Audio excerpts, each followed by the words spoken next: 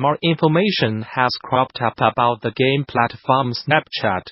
Parent company Snap Incorporated has reportedly had in the works for some time. According to Chatter, the rumored mobile game platform could see an official announcement as early as next month. Snap Incorporated, as inaugural content and developer conference, is set to kick off on April 4th. And a source speaking to Chatter says that the platform being developed under the codename Project Cognac will see the light of day during that event.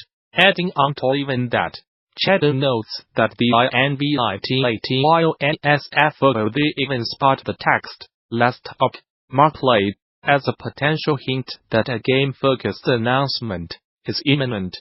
That source also says that the game platform aims to give external developers the ability to launch mobile titles within Snap Incorporated as existing Snapchat app.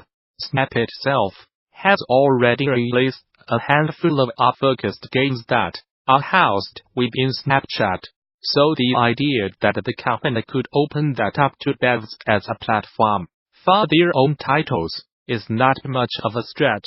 In spirit, that would make Snapchat's new platform similar to Facebook Messenger's instant games. The tab to play mobile games built directly into the chat app that, thanks to the platform, focus on social play. Newsbrief, Monomi Parks, Quirky Blue Wrangler, Slime Rancher has surpassed 2 million sales in around 18 months. The studio broke the news on Twitter and thanked its community for their overwhelming love and support. The game officially launched in August 2017, but spent 2 years in the wild. As an early access title, it sold over 1 million copies in a matter of weeks after its full launch, and has now doubled that total in this DD 2018 talk. Bungie's Linda Fain shares how the studio tackled the monumental challenge of building Destiny 2 at scale, and how dedicated planning days saved the game's development.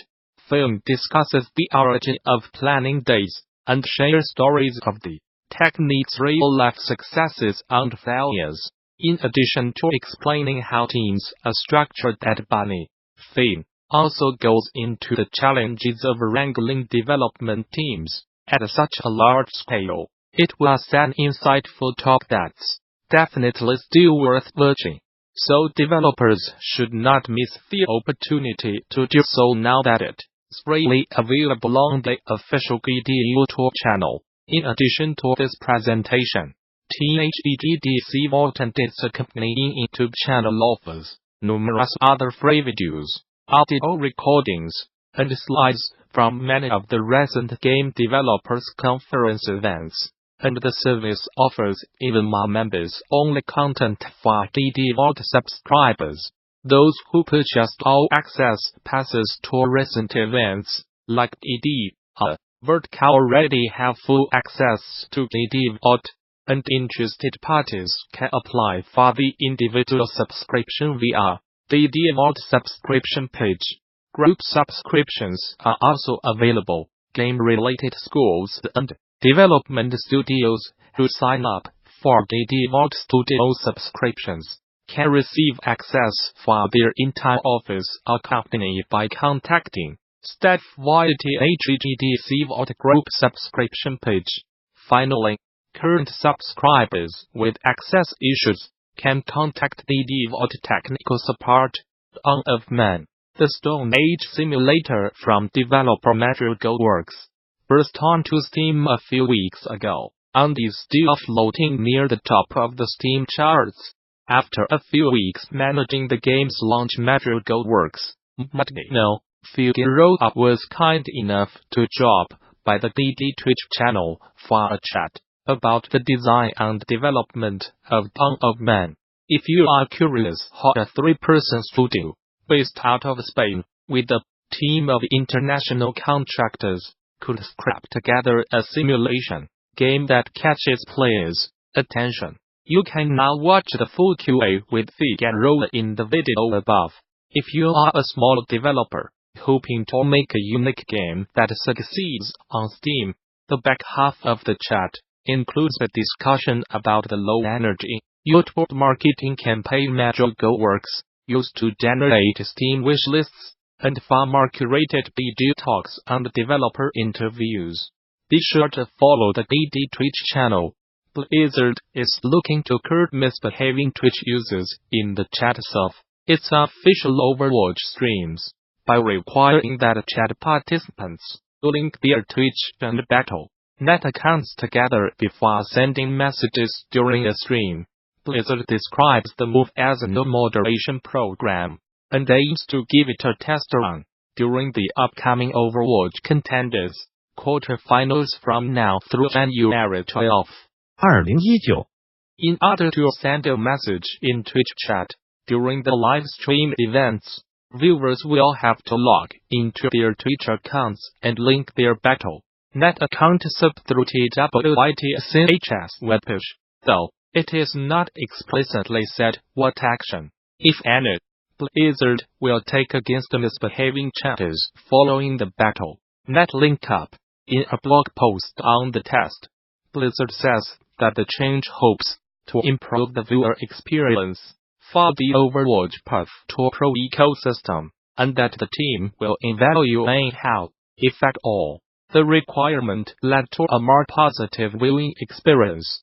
The 90s throwback shooter Dusk have sold 69,420 copies since launching as a Steam exclusive last month, according to the game's producer Dave Oshry. Oshry took to Twitter to celebrate the milestone, where he provided some interesting sales figures compiled after the game properly launched.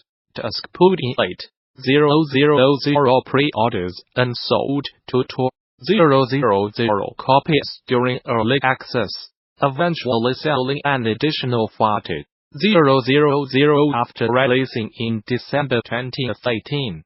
He attributes the continued success in part to the Steam Winter Sale, coinciding with games' 15% launch discount, launching before the Steam Winter Sale, and extending the discount through the sale was a huge part of our successful launch. He tweeted, "The game sold an average of 1,100 copies per day during the sale, and between 200 to 500 per day at the game's full price on average since the sale ended." In closing, Oshry went on to add that the game was on 105,000 wishlist on Steam at its launch, and is currently on around 180,000.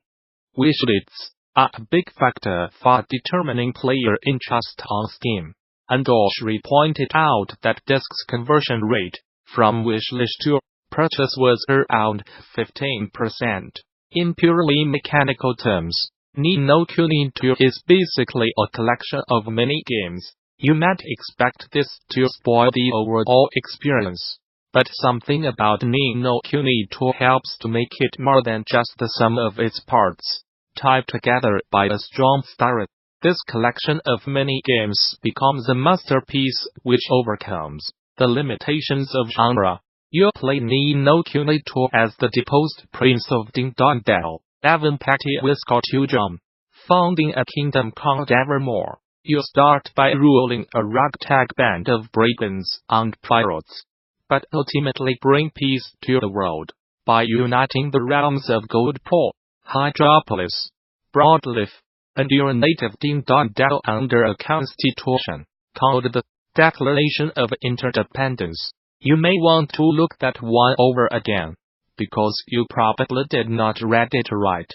Assuming the role of a great king, you are naturally expected to slay monsters, lead armies, and govern your capital. You go about this by completing a series of surprisingly diverse mini-games, because their mechanics are drawn from a variety of different genres. The only thing which truly ties this together is their consistency with the central narrative. The development studio behind Ninokuni Into You borrowed mechanics from the fighting, real-time strategy, and management genres to create these mini-games, firmly couched in their fantasy setting. Each mini-game helps to create an overall experience which defies the typical categories of game design. You assume the role of a deposed prince. The combat system is clearly inspired by the fighting genre, taking place within a strictly defined space. Combat basically consists of an isolated round-on match in which your party squares off against a variety of possible opponents. In terms of tactics, you have both melee and ranged options. Rushing headlong at your enemies, you can defeat them with a combination of quick and charged attacks. But you can also keep your distance in order to whittle away their hit points with arrows.